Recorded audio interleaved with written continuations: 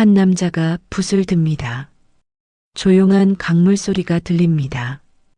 유배지 강진의 아침. 세상은 그를 버렸지만 그는 세상을 버리지 않았습니다. 오늘 우리는 그 사람의 말을 듣습니다. 조선 최고의 실학자 정약용. 그가 남긴 말들이 지금 이 순간에도 살아 숨쉽니다. 1762년 경기도 광주. 정약용은 그렇게 이 세상에 태어났습니다.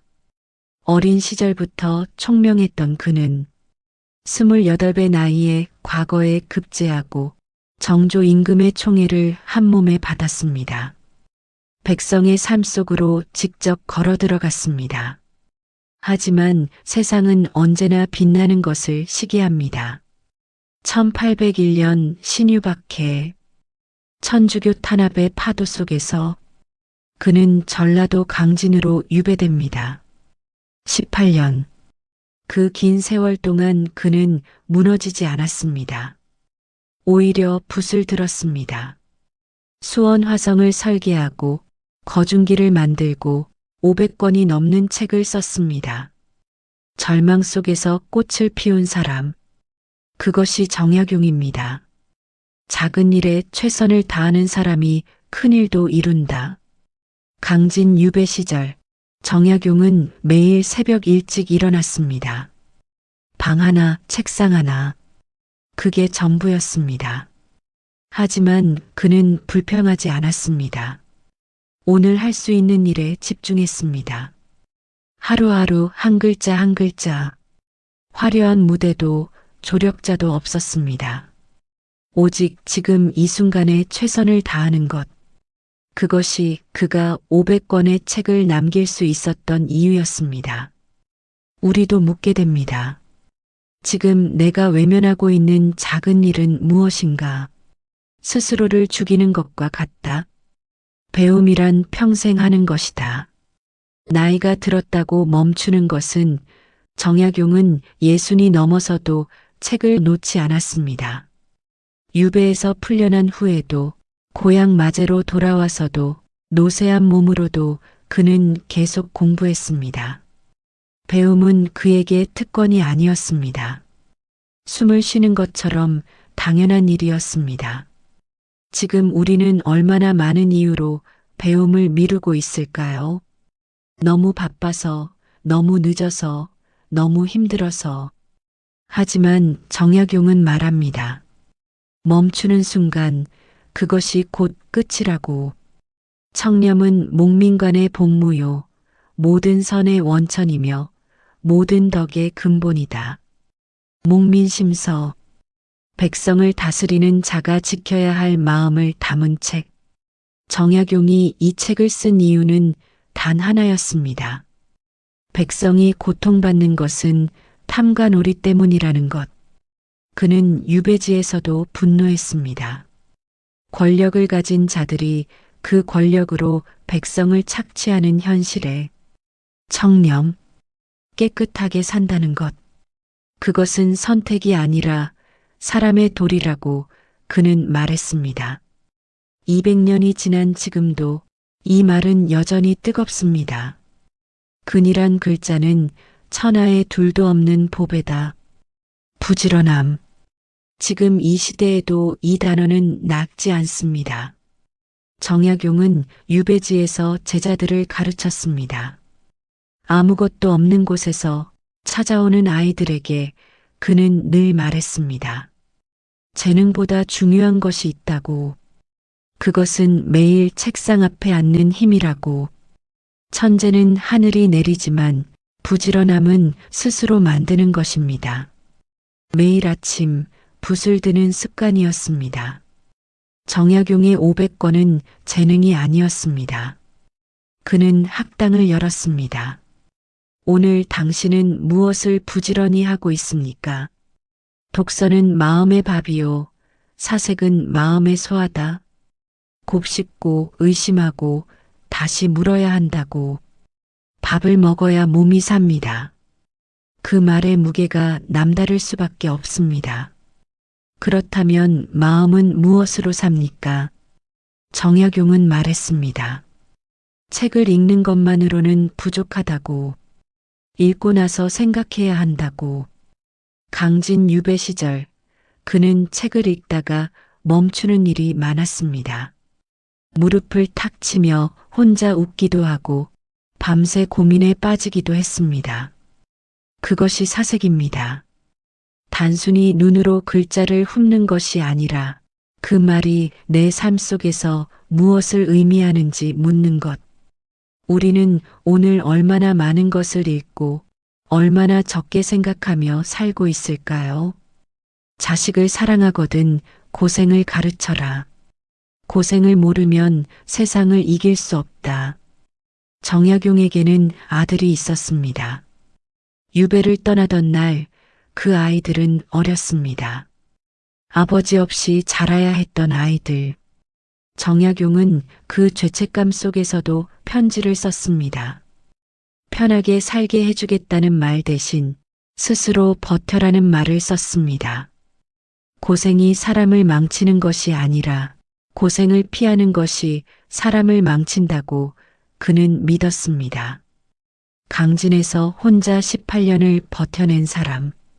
지금 우리는 사랑하는 사람에게 편함을 주고 있습니까? 단단함을 주고 있습니까? 벼슬은 백성을 위한 것이지 자신을 위한 것이 아니다. 정약용이 살았던 시대, 벼슬은 곧 권력이었고 권력은 곧 부였습니다. 탐관오리들은 백성의 것을 빼앗았습니다. 세금이라는 이름으로, 법이라는 이름으로 그는 그 현실을 두 눈으로 보았습니다. 암행어사로 나가 백성의 고통을 직접 목격했습니다. 그리고 붓을 들었습니다. 목민심서, 흠음신서, 경세유표, 권력을 가진 자가 어떻게 살아야 하는지를 그는 책으로 남겼습니다.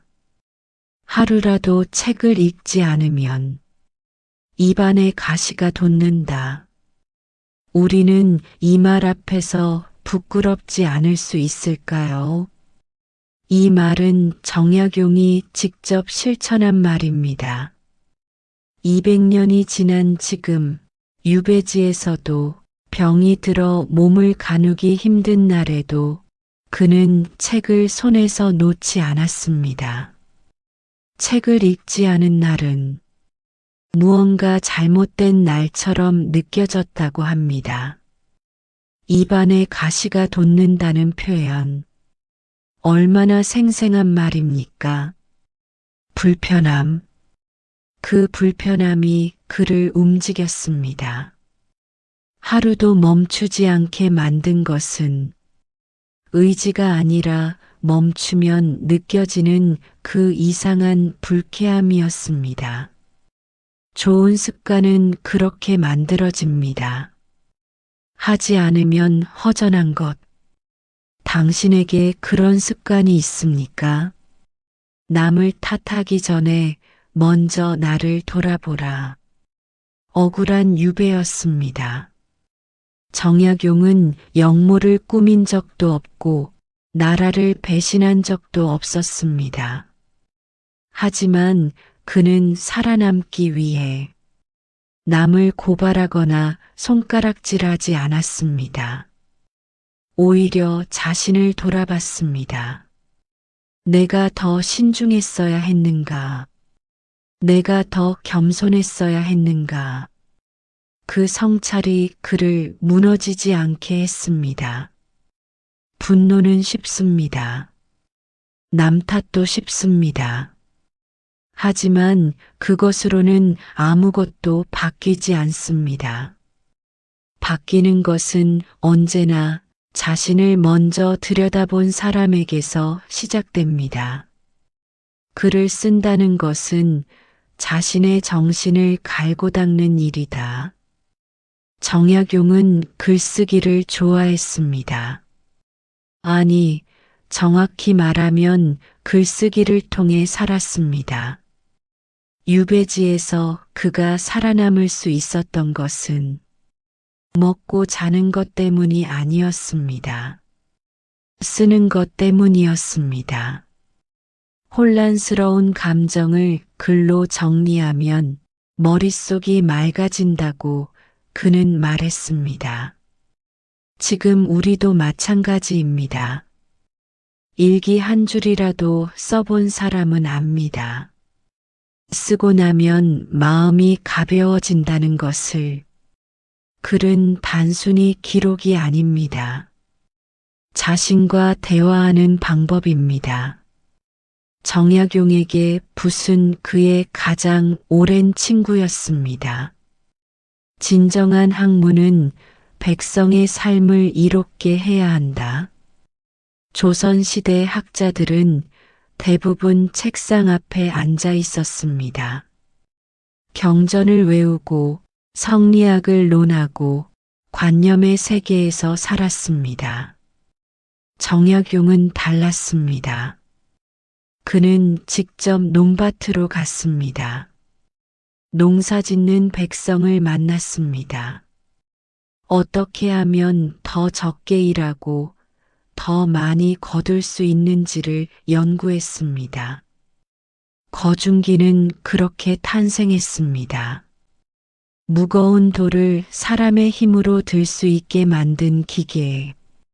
수원화성은 그렇게 지어졌습니다. 학문은 현실과 닿아 있어야 합니다. 아는 것이 삶을 바꾸지 못한다면 그것은 진정한 알미 아니라고 그는 말했습니다. 가난을 부끄러워하지 말고 가난 속에서 뜻을 잃는 것을 부끄러워하라. 강진 유배 시절 정약용은 가진 것이 없었습니다. 관복도 없고 녹봉도 없고 권세도 인맥도 없었습니다. 그러나 그는 초라해하지 않았습니다. 가난은 외부에서 오는 것이지만 뜻을 잃는 것은 내부에서 오는 것이기 때문입니다. 환경이 사람을 규정하지 않습니다. 그 환경 속에서 무엇을 선택하느냐가 사람을 규정합니다. 지금 당신이 처한 상황이 어떠하든 뜻만 잃지 않는다면 아직 끝이 아닙니다. 우정이란 서로의 허물을 덮어주는 것이 아니라 바른 말을 해줄 수 있는 것이다. 정약용에게는 평생의 벗이 있었습니다. 유배를 떠나기 전 함께 학문을 논하던 사람들. 그중 많은 이들이 멀어졌습니다. 권력 앞에서, 두려움 앞에서. 하지만 끝까지 편지를 보내온 벗들이 있었습니다. 위로의 말 대신 때로는 쓴소리를 담아. 그것이 진짜 우정이라고 정약용은 믿었습니다.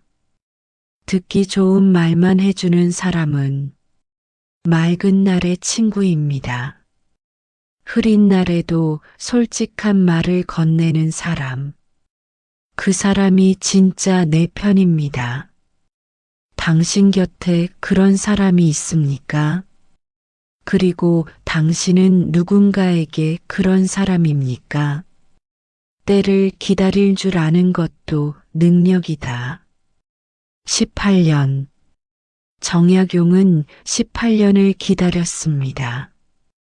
억울함을 안고 그리움을 안고 그러나 절망하지 않고 유배가 끝나고 고향으로 돌아온 그는 이미 노인이 되어 있었습니다.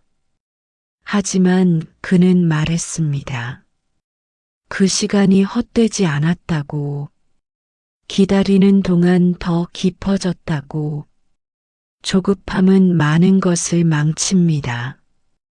아직 때가 되지 않은 것을 억지로 당기려 할 때 우리는 가장 중요한 것을 잃습니다.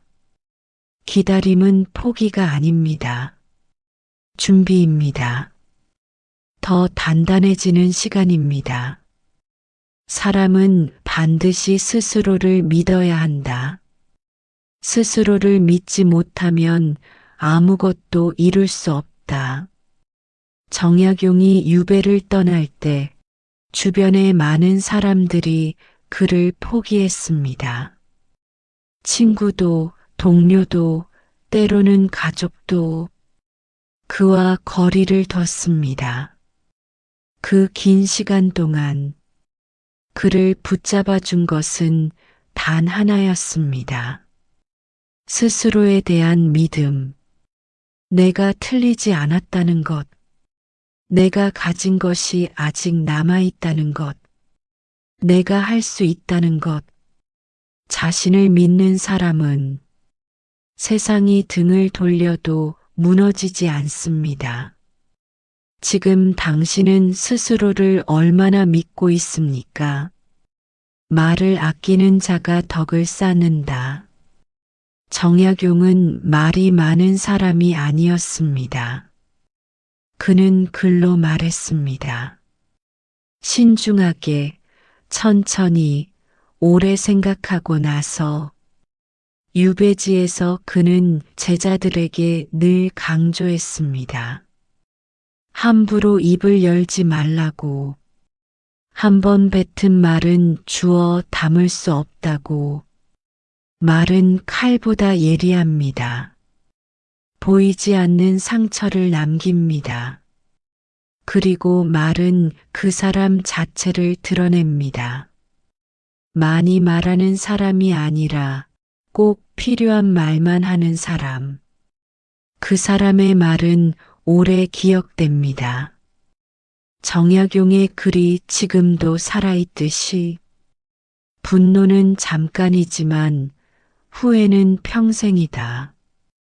억울한 누명을 쓰고 유배를 떠나던 날, 정약용의 마음속에는 분노가 있었을 겁니다. 하지만 그는 그 분노를 밖으로 쏟지 않았습니다.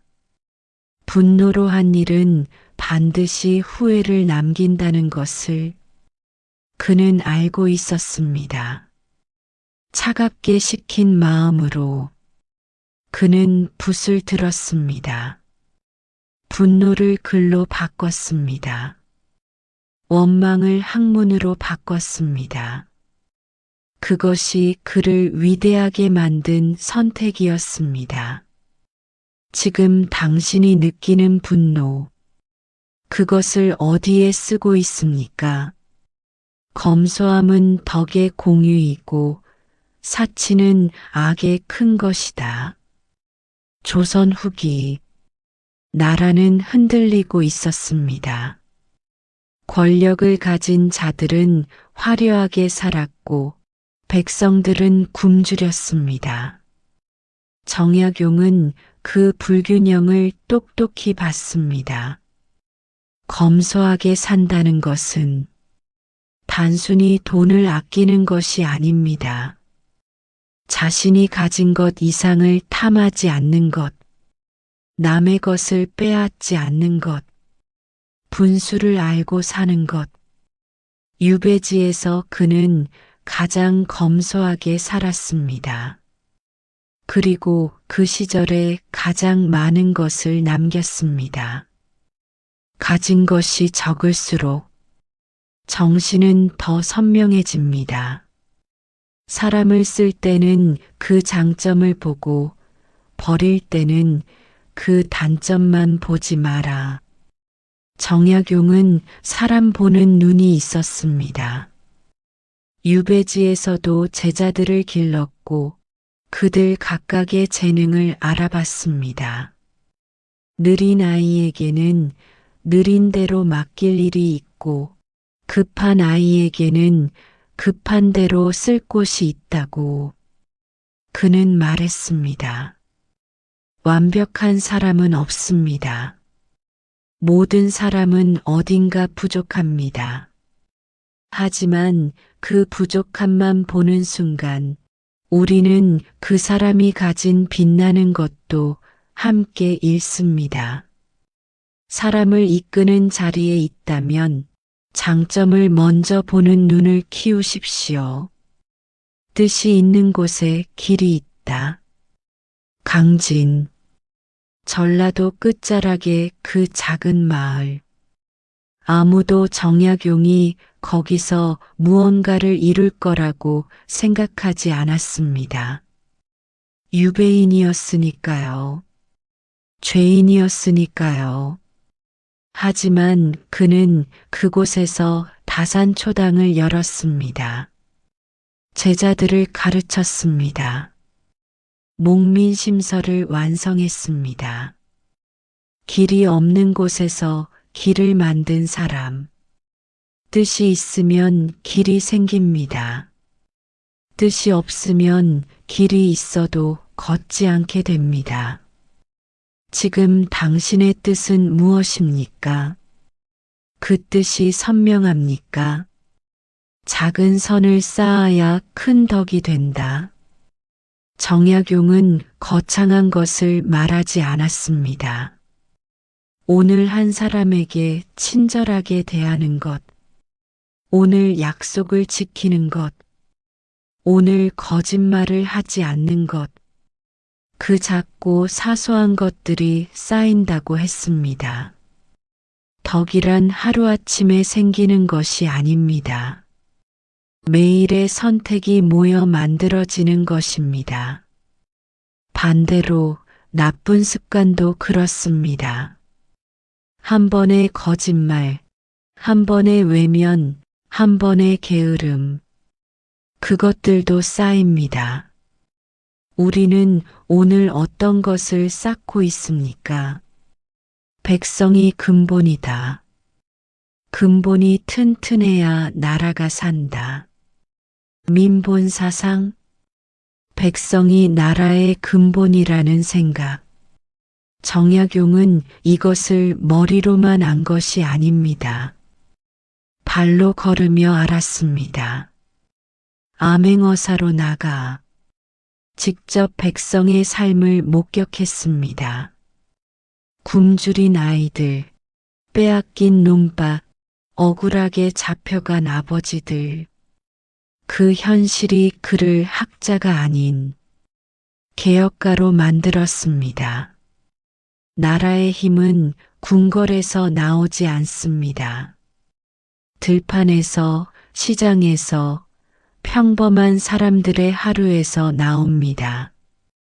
200년 전의 이 말이 지금도 유효한 이유입니다. 배움에는 귀천이 없다. 누구든 배우면 나아질 수 있다. 조선은 신분 사회였습니다. 양반과 상민, 천민. 태어난 곳이 운명을 결정했습니다. 하지만 정약용은 그 틀에 저항했습니다. 유배지에서 그는 신분을 가리지 않고 가르쳤습니다. 그를 모르는 아이에게도, 신분이 낮은 청년에게도, 배움 앞에서는 모두가 평등하다고 그는 믿었습니다. 지금 우리는 어떻습니까? 배울 수 있는 환경이 이렇게 넘쳐나는 시대에 우리는 얼마나 그 기회를 소중히 여기고 있습니까? 고통은 사람을 단련시키고 편안함은 사람을 무디게 한다. 18년의 유배. 보통 사람이라면 무너졌을 시간입니다. 하지만 정약용은 그 고통 속에서 오히려 날카로워졌습니다. 생각이 깊어졌고 글이 단단해졌고 사람을 보는 눈이 넓어졌습니다. 편안한 한양에 있었다면 그 많은 책들이 나왔을까요? 고통은 원하지 않아도 찾아옵니다. 하지만 그것을 어떻게 쓰느냐는 우리가 선택할 수 있습니다. 무너지는 데 쓸 것인가? 단련되는 데 쓸 것인가? 정약용은 후자를 선택했습니다. 매일 의식적으로 스스로 낮추는 자가 결국 높아진다. 정약용은 정조 임금의 총애를 받던 사람이었습니다. 그 시절 그는 충분히 교만할 수 있었습니다. 하지만 그러지 않았습니다. 오히려 더 많이 물었고, 더 많이 들었고, 더 많이 배우려 했습니다. 겸손은 자신을 낮춰 보이는 것이 아닙니다. 자신이 아직 모른다는 것을 아는 것입니다. 그리고 그 알미, 더 많은 것을 채울 공간을 만듭니다. 가득 찬 그릇에는 아무것도 넣을 수 없습니다. 비어있는 그릇이 더 많이 담습니다. 스스로를 낮추는 것, 그것이 가장 현명한 높아짐의 방법입니다. 지혜로운 자는 말하기 전에 듣고 행동하기 전에 생각한다. 정약용의 학문은 빠르지 않았습니다.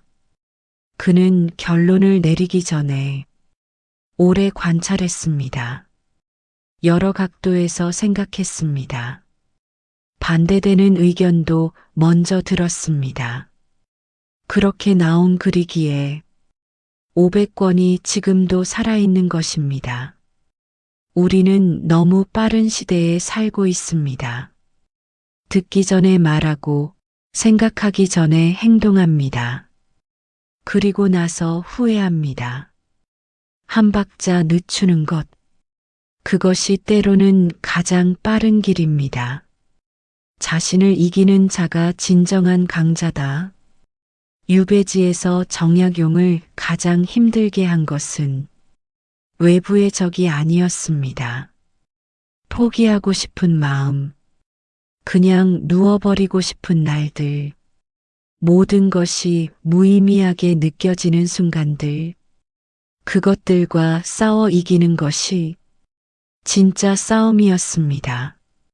남을 이기는 것은 힘으로 됩니다.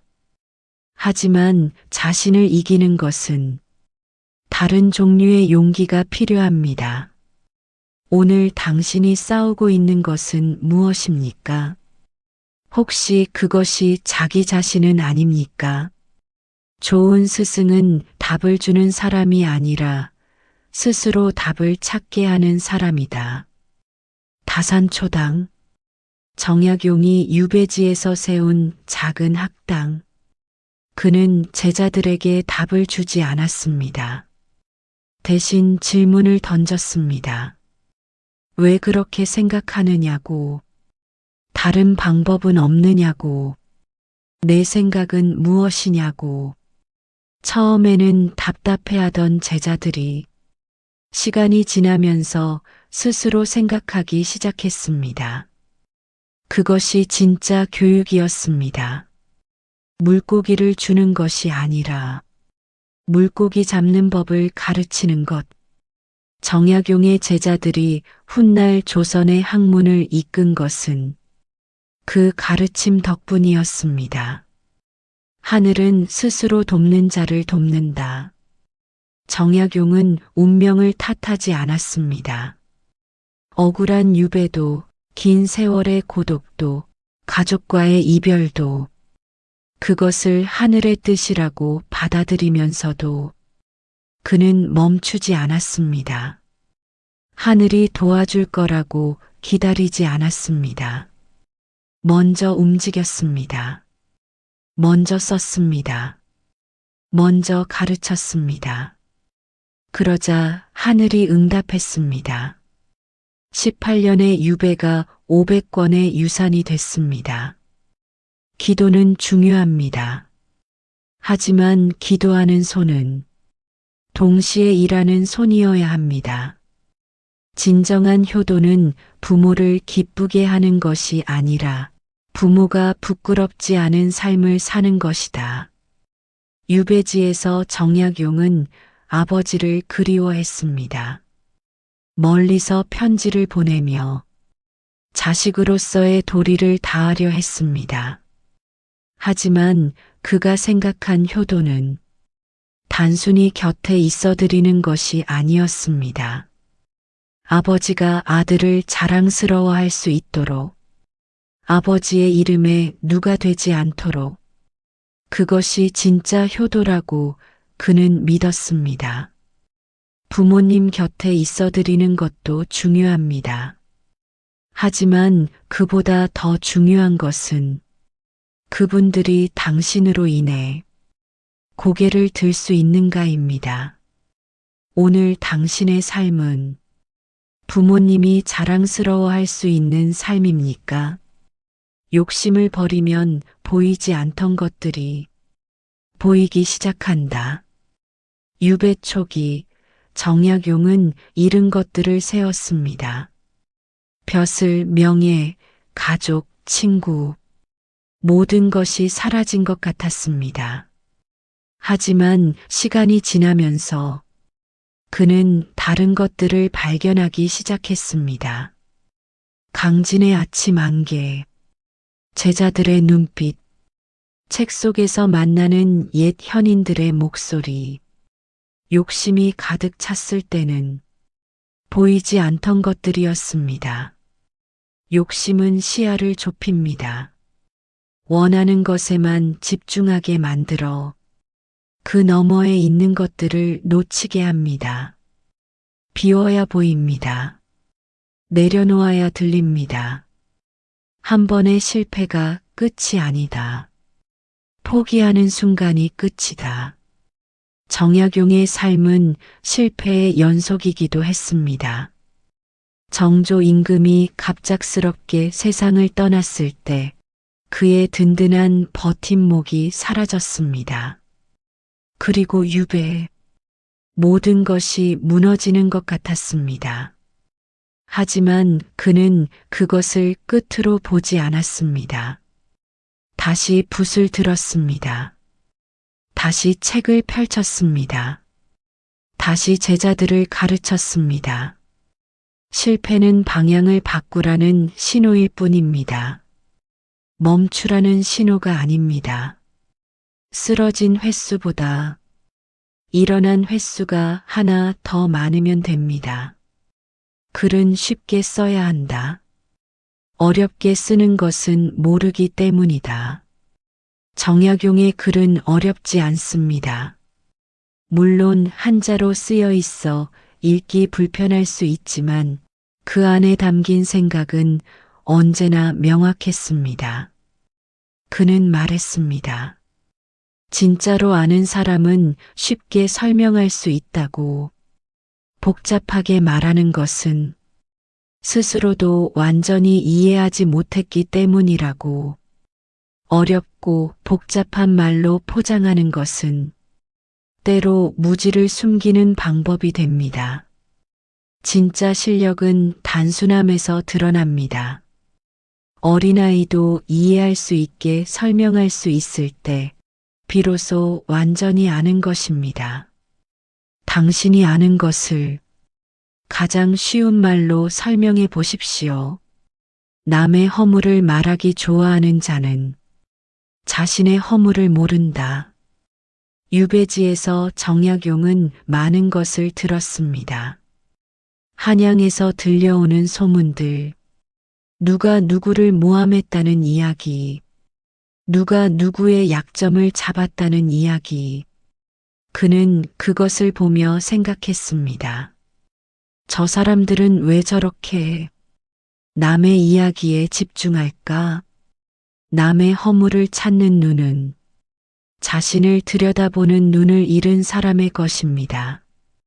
가장 바쁘게 남을 비판하는 사람이 가장 자신에 대해 무지한 경우가 많습니다. 오늘 하루 남의 이야기 대신 자신을 한 번 더 들여다보는 시간을 가져보십시오. 책 속에 길이 있다. 하지만 그 길은 읽는 자만이 걸을 수 있다. 정약용은 평생 책을 곁에 뒀습니다. 어린 시절부터 관직에 있을 때도 유배지에서도 노년에도 책은 그에게 스승이었고 친구였고 때로는 위로였습니다. 하지만 그는 말했습니다. 책이 아무리 많아도 읽지 않으면 그냥 종이 묶음이라고. 길은 있습니다. 하지만 걸어야 합니다. 지식은 머릿속에 있는 것이 아닙니다. 삶 속에서 쓰일 때 비로소 지식이 됩니다. 오늘 당신이 읽은 것을 오늘 어디에 쓰고 있습니까? 내가 할 수 있는 것에 집중하라. 할 수 없는 것에 에너지를 낭비하지 마라. 유배는 정약용이 선택한 것이 아니었습니다. 억울하게 끌려간 것이었습니다. 바꿀 수 없는 현실이었습니다. 그는 오래 고민하지 않았습니다. 바꿀 수 없는 것에 분노를 쏟는 대신 바꿀 수 있는 것에 집중했습니다. 오늘 내가 쓸 수 있는 글, 오늘 내가 가르칠 수 있는 제자, 오늘 내가 읽을 수 있는 책, 그것만으로도 하루는 충분히 가득 찼습니다. 우리도 마찬가지입니다. 날씨를 탓하는 대신 우산을 챙기는 사람, 세상을 원망하는 대신 오늘을 사는 사람, 그 사람이 결국 더 멀리 갑니다. 진심은 반드시 통한다. 다만 시간이 걸릴 뿐이다. 정약용의 책들은 그가 살아있는 동안 빛을 보지 못한 것들이 많습니다. 유배지에서 쓴 글들, 아무도 읽어주지 않을 것 같았던 그 문장들. 하지만 시간이 흘렀습니다. 세상이 바뀌었습니다. 그리고 사람들이 그 글을 다시 펼쳤습니다. 진심으로 쓴 것은 사라지지 않습니다. 지금 당신이 진심으로 하고 있는 일이 아직 알아주는 사람이 없다고 느껴지더라도 괜찮습니다. 진심은 반드시 닿습니다. 다만 조금 천천히 닿을 뿐입니다. 몸이 힘들어도 정신이 살아있으면 된다. 유배 말년 정약용의 몸은 많이 쇠약해졌습니다. 오랜 세월의 고생이 몸 곳곳에 흔적을 남겼습니다. 하지만 그의 눈빛은 살아있었습니다. 붓을 드는 손이 떨려도 문장은 흔들리지 않았습니다. 몸은 환경의 지배를 받습니다. 춥고 배고프고 아프고. 하지만 정신은 다릅니다. 정신은 스스로가 지킬 수 있습니다. 몸이 힘든 날일수록 정신을 더 단단히 붙잡으십시오. 그것이 버티는 힘입니다. 사람은 죽어서 이름을 남기고 나무는 죽어서 제목을 남긴다. 정약용은 자신이 죽고 나서를 생각했습니다. 내가 이 세상을 떠난 뒤 무엇이 남을 것인가? 권력은 사라집니다. 재산도 사라집니다. 명예도 시간이 지나면 흐릿해집니다. 하지만 진심으로 쓴 글은 남습니다. 진심으로 가르친 제자는 남습니다. 진심으로 살았던 흔적은 남습니다. 그는 그것을 위해 살았습니다. 오늘 당신이 하는 일이 10년 후에도 누군가에게 의미 있을 수 있습니까? 그런 일을 하고 있습니까? 고요한 물이 깊다.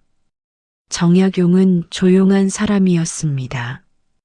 떠들지 않았습니다. 자랑하지 않았습니다. 과시하지 않았습니다. 하지만 그의 내면은 누구보다 깊고 넓었습니다. 시끄러운 물은 얕습니다. 돌 하나에도 출렁이고 소리를 냅니다. 깊은 물은 조용합니다. 웬만한 것에는 흔들리지 않습니다. 말이 많은 사람보다 말이 적지만 행동이 무거운 사람, 그 사람의 한마디가 더 오래 기억됩니다.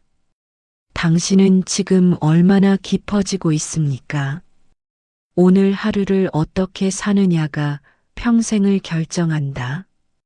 정약용의 18년 유배. 그 긴 시간도 결국 하루하루의 합이었습니다.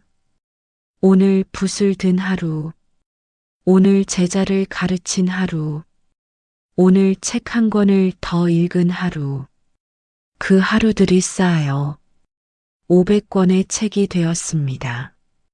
위대한 삶은 어느 날 갑자기 오지 않습니다. 평범한 하루를 비범하게 사는 것에서 옵니다. 오늘이 특별하지 않아도 괜찮습니다. 오늘을 성실하게 살면 됩니다. 그것이 전부입니다. 그리고 그것이 전부여도 충분합니다. 정약용 18년의 유배, 500권의 책, 그리고 수백 년을 건너온 말들. 그는 우리에게 묻습니다. 지금 당신은 무엇을 위해 살고 있습니까? 지금 당신은 무엇을 남기고 있습니까? 지금 당신은 오늘 하루를 어떻게 살았습니까?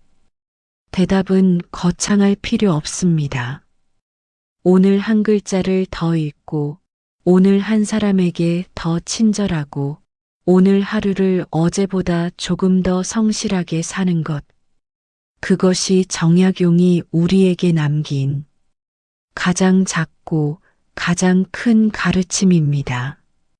지금까지 정약용의 명언과 함께 했습니다. 오늘 이 영상이 당신의 하루에 작은 울림이 되었기를 바랍니다. 영상이 도움이 되셨다면 구독과 좋아요 부탁드립니다. 다음 영상에서 또 좋은 말씀으로 찾아오겠습니다. 감사합니다.